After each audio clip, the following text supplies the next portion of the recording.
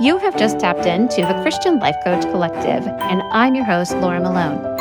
I'm here to equip and encourage coaches in skills, business, personal life, and faith.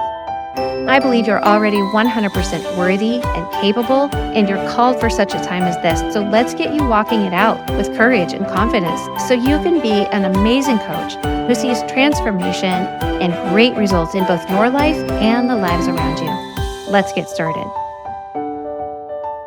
All right, let's get your clients some breakthrough and do some things like figuring out how to spot the real problem, the real issue, the stuff underneath, right? Finding beliefs, not just the story.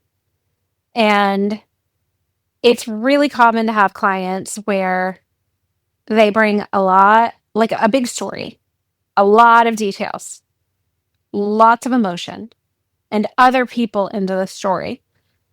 And what you want to listen for isn't the situation and the circumstance that they are trying to debrief about oftentimes. We're looking for a story underneath the story. This is the paradigm work.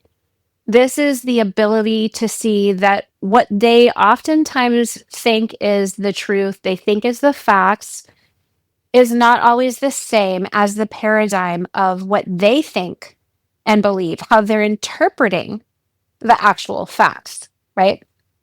So the work of coaching starts by hearing the paradigm that they operate underneath the narrative that they're giving language to.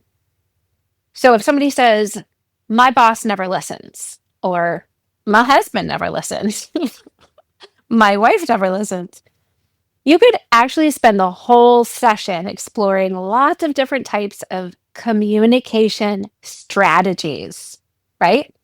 Or you could pause and ask them, what's it mean to you when you're not listened to? And oops, now we go back to like mom or Mrs. Keenan in fourth grade. This one question will shift everything for you if you can find a way to dial it in and dig a little bit deeper, right? We're going to the next layer. We're doing mold remediation in our basement. Had to rip out three rooms of carpet plus steps. And now we're going to do just a stain on the concrete and not put the carpet back. But the guy who does the floor, amazing guy, he's explaining all of these things to me about the concrete and how the paint, well, the stain or paint, if you wanted to do something like acrylics, like something more fun or epoxy, but he's like, it all moves differently and I have to see how it interacts with the concrete and the floor, everything. But before he could do any of that artistic work, and I'm not saying it's like, we're not doing like a Monet on the floor downstairs. Not that kind of artistic, but for him, like it's his craft. And before we can do any of that looks finished, he had to take this grinder, this metal, this electric grinding machine, and his crew came in and had to grind the top layer of the concrete completely off because, well, you wouldn't have to do it for every floor, but we had to do it for mine because there was so much carpet glue in one of the rooms. It was disgusting, the amount of carpet glue. My entire upstairs, even though all the vents are completely taped off and closed, and I do not have the heat on. That's fun. I have all the fans on. It's like 50 degrees at nighttime, and I have all of the fans on and screens open and the heat off because it smells so bad over here. But it's worth it because if we didn't get underneath that top layer, then everything we do to finish the floor is compromised. And we had to grind the top layer off because a lot of moisture had come up through the concrete and a lot of changes since that floor had been poured in the 80s sometime. A lot of changes have happened. It took decades for that floor to become the floor it is today. And the top layer needed to go because the healthiest version of that floor is dealt with doing something with the layer underneath the top layer, right? This is do you see what I'm getting at? We've got to get to the next layer. We have to go beneath the surface because if we just, like I said, covered up the floor with communication strategies about how to feel heard, how to be heard, then we would never get to the underlying narrative of the fact that I don't feel heard. And that goes deeper. That reaches into the past. That stretches into the history of our relationship or marriage. This is something that I've experienced at multiple jobs with other employers. Like, there's so many things. I feel listened to when people look at me. Well, somebody else would say, I feel listened to when somebody else banters with me, whether they're looking at me or not.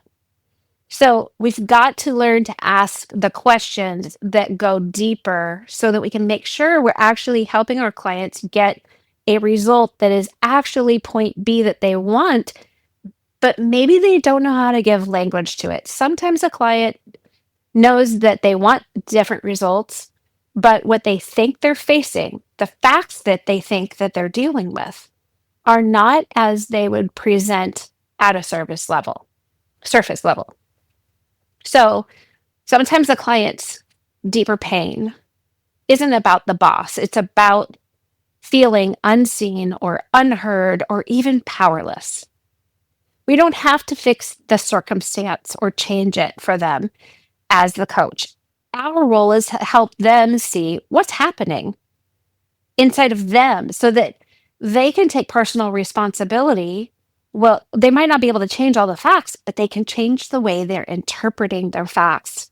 And this can help them shift by seeing what the real problem is that they're trying to face, that they're debriefing. This big, long story, a lot of times what a client's doing is debriefing because they haven't been able to verbalize it. Nobody else has been listening. Nobody else cares. But you, as their coach, you're holding space for them to explain what's going on inside that mind castle.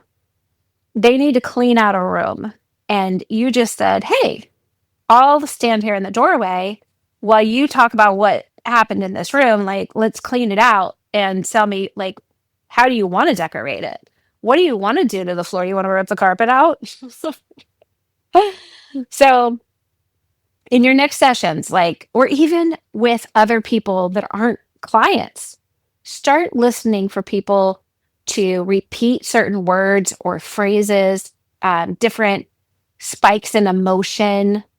Notice when their face, if you're face to face or in Zoom, notice when their facial expressions change or their body language changes, the tone of their voice changes, when they start emphasizing something, they might not even recognize it for themselves, but you can help them spot a clue that there is some kind of belief system or paradigm that is shifting, needs to shift. There's an interpretation or thought process that's under the surface of what they think they wanted coaching on.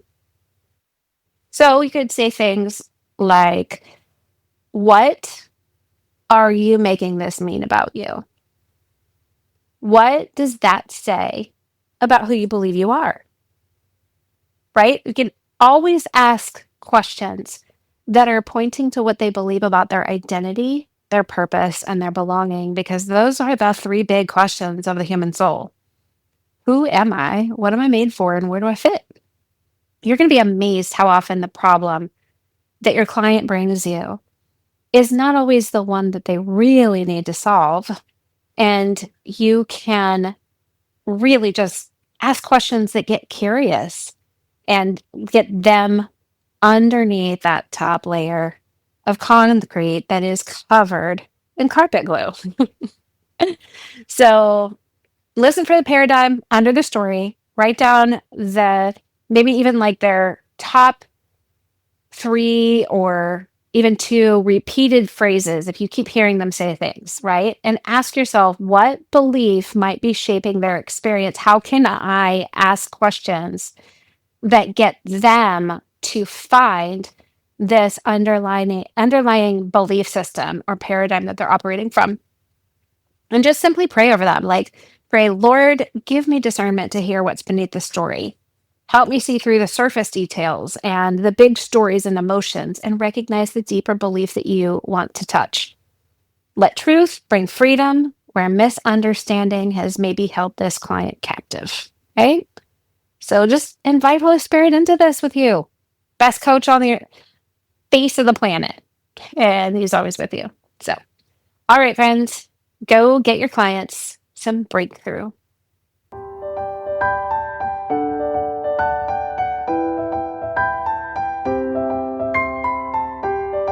Thanks for listening. For more coaching resources and to learn how to work with me, head to sterlingandstonementoring.com or click the link in the show notes.